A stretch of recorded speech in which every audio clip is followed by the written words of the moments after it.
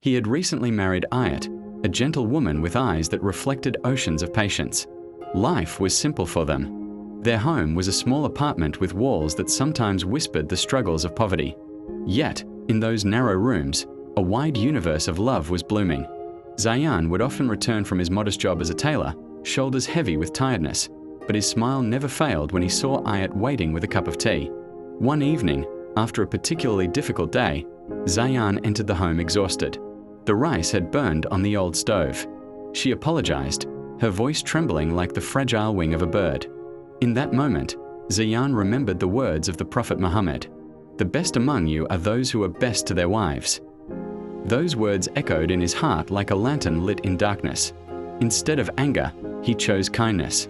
Instead of complaint, he offered comfort.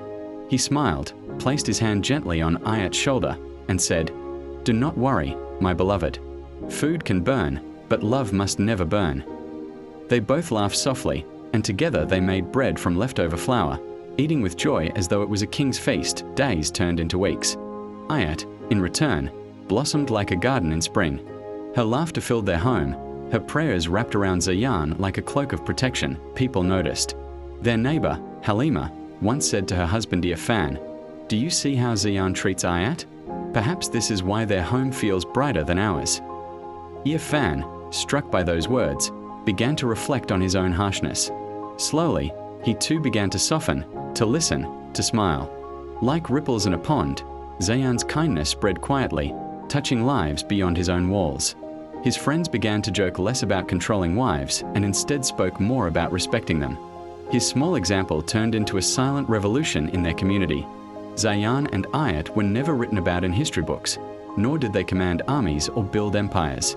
Yet in the unseen scrolls of Allah, their story was recorded as one of greatness. For indeed, greatness does not always roar. It often whispers in the gentle way a husband looks at his wife, in the patience of his words, in the mercy of his actions. And so, the Hadith lived, not just on paper, but in their lives. The best among you are those who are best to their wives.